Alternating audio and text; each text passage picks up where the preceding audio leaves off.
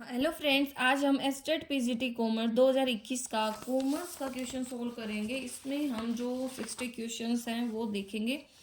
तो पहला क्वेश्चन है, जब जो एडजस्टेड परचेज है जो दिखाई जाती है डेबिट कॉलम और ट्रायल बैलेंस में, तो सिर्फ जो क्लोजिंग स्टॉक होता है वो ही दिखाई दे। देखो, एडजस्टेड परचेज की बात है डेबिट कॉलम में, ट्रायल बैलेंस की, तो जो सिर्फ क्लोजिंग स्टॉक है ना वो ही ट्रायल बैलेंस में दिखाया जाएगा। ठीक है। नेक्स्ट है, interest to be allowed at the rate of 0.75% per month on partners capital of 60 lakh. Partner की कैपिटल 60 लाख है, जिसके ऊपर इंटरेस्ट अलाउ हो रहा है 0.7% की। देखो, 60 लाख और 0.7% की रेट से अलाउ हो रहा है। 12 मतलब महीने से मल्टीप्लाई करो, क्योंकि एक महीने का बताया इसने, तो बट वैसे तो एक्चुअल में साल में 12 महीने होते हैं। तो यहाँ से हमारे पास ये आ गया इंटरेस्ट ऑन कैपिटल इतना। आगे इसने बोला कि मैनेजर कमीशन चार्ज करना है 5% का नेट प्रॉफिट आफ्टर चार्जिंग सच कमीशन, और नेट प्रॉफिट हमें दे रखा है 14.85 लाख का। ठीक है ना, 14.85 लाख। ओके। तो 14,85,000 एक टाइप से। ठीक है, 14.85 हो गया ना। तो अब मैनेजर कमीशन बताना है, तो देखो इसमें से एक तो ये इंटरेस्ट ऑन कैपिटल घटा दो, और दूसरा आफ्टर बोल रहा है तो उसका होता है 5/105। आफ्टर मतलब जो रेट में ऐड हो जाएगा। तो यहाँ से हमारे पास आंसर आ जाएगा मैनेजर कमीशन का। ये हमें profit and loss appropriation chapter से पूछा गया है। नेक्स्ट है, cost incurred in providing goods or services is called expenses। Next है, हिस्टोरिकल कॉस्ट को यूज किया जाता है रिकॉर्ड करने के लिए value of the purchase of one assets because cost concept apply. ये हमारा प्रिंसिपल से क्वेश्चन है। जब डिजोल्यूशन हो जाता है एक फर्म का, तो पेमेंट, कौन सी पेमेंट ड्यूज होती है, किस ऑर्डर में होती है। तो सबसे पहले तो देखो, जो भी असेट्स को बेचने से मतलब खर्चे हुए हैं वो, उसके बाद हम क्या करते हैं, जो भी क्रेडिटर्स होते हैं उनको पेमेंट करेंगे। फिर उसके बाद हम पार्टनर्स के लोन की पेमेंट करेंगे। फिर जो पैसा बचेगा उसकी वही कैपिटल की पेमेंट होगी पार्टनर्स को। नेक्स्ट है हमारे पास, 1 lakh is the net cell of a concern during 2021। मतलब एक बिजनेस है, उसकी है ना नेट सेल 1 लाख है। अगर इन्वेंट्री टर्नओवर रेशियो 4 टाइम्स है, तो inventory at the end is date time, then मतलब बिगिनिंग में कितने थे। देखो यहाँ पे इन्वेंट्री टर्नओवर रेशियो का फॉर्मूला पता होना चाहिए। तो इन्वेंट्री टर्नओवर रेशियो का फॉर्मूला होता है सेल्स अपॉन में एवरेज इन्वेंट्री। ये हमें दे दिया 4। ठीक है, और जो नेट सेल है वो हमें दे दी 1 लाख। तो एवरेज इन्वेंट्री आ जाएगी, इसको नीचे 4 से डिवाइड कर देंगे, और तो एवरेज इन्वेंट्री आ गई हमारी कितनी, इससे डिवाइड 25,000। और टोटल इन्वेंट्री की बोल रहे, क्योंकि एवरेज इन्वेंट्री होती है opening plus closing divide by 2। तो टोटल इन्वेंट्री आ गई हमारे पास 50,000। अब opening inventory plus closing inventory हमारे पास 50,000 है। इसने बोला था कि जो इन्वेंट्री एंड में है ना वो 1.5 टाइम्स है बिगनिंग से। एंड में 1.5 टाइम्स है बिगनिंग से, लगा लो ये 1 है, ये 1.5x हो जाएगी। तो मतलब कितना आ गया, 2.5x। तो 50,000 के बराबर। तो एक्स की वैल्यू कितनी आ जाएगी, 25 दूनी 50, मतलब 2,000 आनी थी लेकिन एक जीरो और था, तो 20,000 आ गई। तो 20,000 ये आ गई, तो क्लोजिंग की कितनी आ जाएगी, 50 में से 20 घटा देंगे तो 30,000 आ जाएगी। ठीक है, यही तो पूछा था, 1.5 टाइम्स है बिगनिंग से, तो क्लोजिंग इन्वेंट्री बतानी थी, एंड में कैलकुलेट करनी इन्वेंट्री एंड में। अब बात आती है इमीडिएट रिकॉग्नाइजेशन ऑफ लॉसेज, उसे बोलते हैं कंजर्वेटिज्म कॉन्सेप्ट या प्रूडेंस कन्वेंशन। इसमें ये कहता है कि सभी जितने भी पॉसिबल लॉसेज है उनको हम ध्यान में लेके चलेंगे, लेकिन गेन को इग्नोर करेंगे। Which of the following item is recorded in journal profit. तो जर्नल प्रॉफिट में हम गुड्स, पर्सनल पर्पज के लिए opening closing entry, loss of hire, सारे आइटम को रिकॉर्ड करके चलते हैं। यहाँ पे भी हमें चैप्टर दिया, देखो ए बी पार्टनर है। ठीक है, 3-2 में। सी आता है, C is admitted for 3/20 share in profit, 3/20 हिस्से के साथ। C acquire 1/3 of his share, मतलब सी है ना 1/3 अपने हिस्से का बी से लेता है। तो बी से लिया उसने कितना, 1/3 किसका, अपने हिस्से का। तो सी का शेयर कितना था, तो सी का शेयर था यहाँ पे 3/20, तो ये लिया उसने 1/20। नेक्स्ट आगे इसने बोला कि ए सरेंडर करता है 1/6 अपने शेयर का सी को। तो ए ने सेक्रीफाइस किया सीधा 1/6 किसका, of his share to she.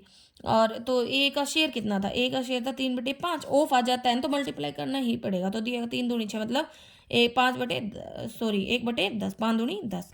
अब बात आती है ए और बी के शेयर की। तो ए का पहले 3/5 था, उसमें से 1/10 सेक्रीफाइस किया। बी का 2/5 था, उसमें से इसने 1/20 सेक्रीफाइस किया। तो यहाँ से आ गया ये हमारे पास 10, 5 दूनी 6 -1 मतलब 5/10, और ये आ गया 5 के 4 दूनी 8 -1 मतलब 7/20। ठीक है, अब हमें क्या करना है, ए बी सी का रेशियो निकालना है। ये है हमारे पास 5/10, ये है 7/20 और ये है 3/20। इसको 20 कर लेते हैं, 2 से हम क्या कर देते हैं मल्टीप्लाई डिवाइड कर देते हैं, तो 10/20। ठीक है, इसमें ऊपर भी 2 से मल्टीप्लाई, नीचे भी 2 से, तो आगे ना, तो ये आगे 10 7 3 हमारा आंसर आ जाएगा। तो ये यहाँ तक रखना है भाई। 1/3 अपने शेयर का बी से लेता है तो वो अपने शेयर के साथ मल्टीप्लाई कर लेगा। ऐसे ही ए अपने शेयर का सी को सेक्रीफाइस करना है तो उससे ए के शेयर से मल्टीप्लाई होगी। नेक्स्ट क्वेश्चन है हमारे पास, the gain from sale of capital assets need not be added to revenue to ascertain the operating profit of the business. की जो भी कैपिटल असेट्स होती है उससे जो गेन होता है उसको हमें ऑपरेटिंग प्रॉफिट में ऐड करने की जरूरत नहीं होती। कौन सा मेथड है डेप्रिसिएशन का जो एक यूनिफॉर्म चार्ज और डेप्रिसिएशन फॉलो करता है, रिपेयर एंड मेंटेनेंस टुगेदर, तो रिड्यूसिंग बैलेंस मेथड। ठीक है, नेक्स्ट है हमारे पास, which of the following is an example. Deferred revenue मतलब जिनको किया तो आपने आज है लेकिन है ना उसके बेनिफिट आपको आगे मिलने हैं और जिनको आप आगे तक राइट ऑफ करोगे उसे बोलते हैं एडवर्टाइजमेंट का खर्चा जो भी है, लाइक प्रिलिमिनरी एक्सपेंसेस जो है वो सब। ट्रेडमार्क क्या है, एक इंटेंजिबल रियल असेट्स होती है। ठीक है, इंटेंजिबल इसलिए क्योंकि ट्रेडमार्क को आप देख छू थोड़ी ना सकते हो। नेक्स्ट है, कौन सी स्टेटमेंट ट्रू है, तो amount set apart to meet future losses due to known liability. उसे हाँ बिल्कुल लायबिलिटी नोन है और लेकिन है ना अमाउंट क्लियरली डिटरमाइन नहीं कर सकते, उसके लिए जो भी प्रोविजन ही तो बनाते हैं, प्रोविजन फॉर डाउटफुल डेब्ट्स वगैरह। अब PT cash book is maintain for recording PT expenses, जो भी आपने कैश में पे किए थे उसके लिए हम इसको बनाते हैं। नेक्स्ट है, एरर पोस्टिंग का मतलब होता है कि आप है ना रिकॉर्ड करना भूल जाओ।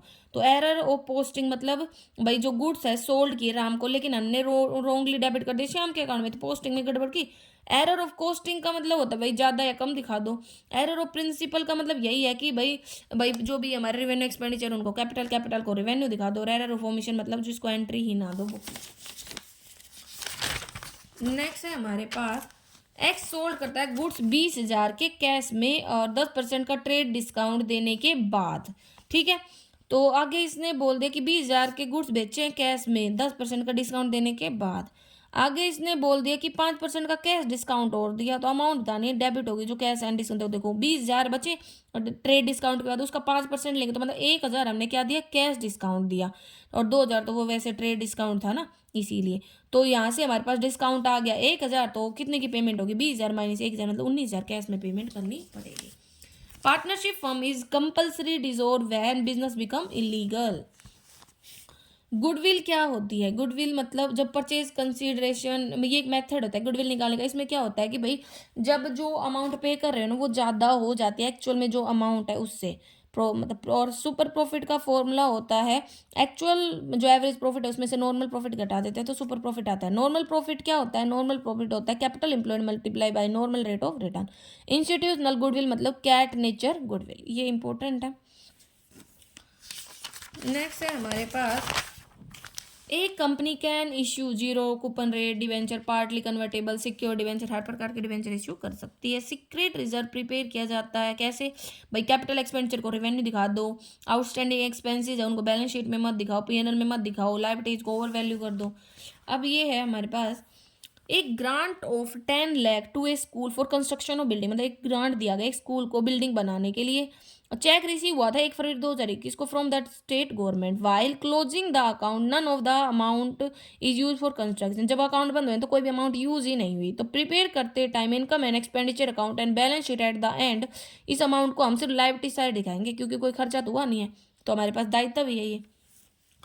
Debit balance as per cash book दे रखा है, debit balance as per cash book मतलब पॉजिटिव बैलेंस होता है। अब चेक डिपॉजिट तो कर दिया लेकिन अभी तक क्लियर नहीं हुआ है, तो क्लियर हो जाएगा घटा दो। And cheque issue but not present, payment के लिए प्रेजेंट नहीं हुआ है तो बैंक तो काटेगा नहीं, तो आप दोबारा से ऐड कर दो अपनी पासबुक में। Bank allowed interest amounting to, so bank ने हमें इंटरेस्ट दिया है तो हम ऐड कर देंगे क्योंकि वो डायरेक्टली हमारे खाते में, और ये डिविडेंड दिया है बैंक ने डायरेक्टली कलेक्ट किया तो ये भी ऐड कर देंगे। तो यहाँ से हमारे पास बैलेंस आ जाएगा सेटल करने के बाद 4100। यहाँ पे हमें देखो इन्फॉर्मेशन दे रखी है, ओपनिंग स्टॉक दे रखा है, परचेज दे रखी है, सेल्स दे रखी है, कैरेज इनवर्ड मतलब डायरेक्ट जो है, कैरेज आउटवर्ड इसका हम यूज नहीं करेंगे, पीएनएल में दिखाते हैं। रिटर्न इनवर्ड मतलब सेल्स रिटर्न दे रखी है। ग्रोस प्रॉफिट 25% है कॉस्ट पे, तो हम पहले कॉस्ट निकाल लेते हैं। कॉस्ट कैसे आएगी? कॉस्ट हमारे पास आ जाएगी कि भाई जो भी ओपनिंग बैलेंस है वो ले लेंगे, जो भी हमारे पास परचेज है वो ले लेंगे, जो भी डायरेक्ट एक्सपेंसिस है वो ले लेंगे, तो वहां से हमारे पास कॉस्ट ऑफ गुड्स सोल्ड आ जाएगी। कॉस्ट का 25% ग्रोस प्रॉफिट है, तो वहां से हमारे पास ग्रोस प्रॉफिट आ जाएगा। ठीक है, यहाँ पे क्लोजिंग स्टॉक इसने पूछा है, तो क्लोजिंग स्टॉक हम फिर निकाल के दिखा देंगे। अब देखो नेक्स्ट क्वेश्चन हमारे पास, a sporting voucher is a documentary evidence of business transaction. ठीक है, स्पोर्टिंग वाउचर मतलब एविडेंस है एक टाइप से। एक कंपनी 200 शेयर्स को फॉरफिट करती है 100 रुपये के हिसाब से, 70 ही मांगे थे, जिनमें से ना 50 पर शेयर ही पे हुए, 20 पे नहीं हुए। तो रीइशू के टाइम पर 80 फुल्ली पेड शेयर्स थे, तो बताओ कितने फॉरफीचर अकाउंट में दिखाओ, तो 20 रुपये तो थे जो नहीं रिसीव हुए, तो 200 मल्टीप्लाई 20 मतलब 4000। नेक्स्ट है सब्सक्रिप्शन ऑफ 6,24,000 है ना, वो दिखाया गया था इनकम एंड एक्सपेंडिचर अकाउंट में। तो कहता है कि सब्सक्रिप्शन जो आउटस्टैंडिंग था बिगिनिंग में, मतलब जो भी जब हमारा 2020 खत्म हुआ, तो वो हम क्या करेंगे, ऐड करेंगे। और जो हमारा ना मतलब जो हमारे स्टार्टिंग का ईयर था उसके, तो वो पे करना तो वो घटा देंगे। और ऐसे ही एडवांस में जो सब्सक्रिप्शन था वो उस साल का है तो पे करेंगे तो घटा देंगे, और ये मतलब लास्ट में तो हमसे कोई मतलब नहीं है तो उसको ऐड कर देंगे। तो यहाँ से हमारे पास आ जाएगी सब्सक्रिप्शन की अमाउंट। ए बिल ड्रॉ किया गया था 25 अक्टूबर 2021 को 90 दिन के लिए, तो यहाँ पे दिन मैटर करेंगे, हर दिन को काउंट करेंगे और उसके अकॉर्डिंग हम बता देंगे दिन। ठीक है, तो 3 दिन के ग्रेस पीरियड को भी याद रखना है बिल ऑफ एक्सचेंज में। ABC पार्टनर है, कैपिटल है बिगिनिंग में 50, 60, 70, और ए इंट्रोड्यूस करता है एडिशनल कैपिटल। तो देखो इसके लिए पहले कैपिटल इंप्लॉयड निकाल लेना, उसी का रेशियो लेंगे। तो 3 महीने के लिए, तो हमने मान लिया स्टार्टिंग में कैपिटल 12 महीने के लिए रही, फिर कहते हैं 3 महीने बाद वो 20,000 लाए, तो वो 9 महीने के लिए रहा बचे हुए। ऐसे बी 25,000 लाया 6 महीने मतलब 6 महीने के लिए रहा, और सी है वो 30,000 लाया 9 महीने बाद मतलब 3 महीने के लिए रहा। तो यहाँ से हमने रेशियो निकाली, इसका आ गया 26, 29, 31, और इतना एंड में प्रॉफिट था, तो इसको इस रेशियो में बांट देंगे। अब है ABC पार्टनर है फर्म में, middle of the year C retire हो जाता है, उसके ड्यूज को सेटल किया जाता है, रिमेनिंग पार्टनर कंटिन्यू बिजनेस में रहते हैं, तो उसको इंटरेस्ट मिलेगा 6% की रेट से अनसेटल्ड अमाउंट पर। Khalistan is the communication that flow from higher level to lower तक जाता है, डाउनवर्ड कम्युनिकेशन। सिचुएशनल मॉडल दिया गया था पोल हर्से एंड ब्लैंचार्ड के द्वारा। इनविजिबल एक टर्म है सर्विस ट्रांजेक्शन्स के लिए बैलेंस ऑफ पेमेंट में। Factor causing unethical conduct in management is called economic greed. कौन सी कैटेगरी ऑफ इंडस्ट्री है जो ऑयल रिफाइनरी में आती है? वैसे आती तो हमारी प्रोसेसिंग इंडस्ट्रीज ही हैं, लेकिन इसने 2 ऑप्शन थे हमारे जो भी की आई थी उसके अकॉर्डिंग एनालिटिकल भी बोल रखा है। कौन सा फीचर है ट्रांजैक्शनल लीडर का? Management by exception. The phenomena in which the norms for consensus overrides the realistic appraisal of alternative action उसे बोलते हैं group think. Major feature of service जो है ना स्टोर नहीं कर सकते लेटर सेल और यूज के लिए, उसे बोलते हैं सर्विस प्रेसेबिलिटी, क्योंकि सर्विस खराब हो जाती है। Which is not the element of business environment historical environment. Ethics मतलब code of conduct. Value based pricing मतलब customer value price cost product. Social responsibility of business एक मल्टीपल डायमेंशन रखता है। Human objective of business is labour welfare and safety. कौन सी theory है जो assume करते हैं कि पीपल लेजी हैं? तो theory of X. Creating new product और services for foreign market is known as product invention. Which of the following is not an element of communication process? तो मेजरमेंट नहीं होता, इसमें message sender encoding media receiver decoding feedback. Registration of cooperative society is compulsory.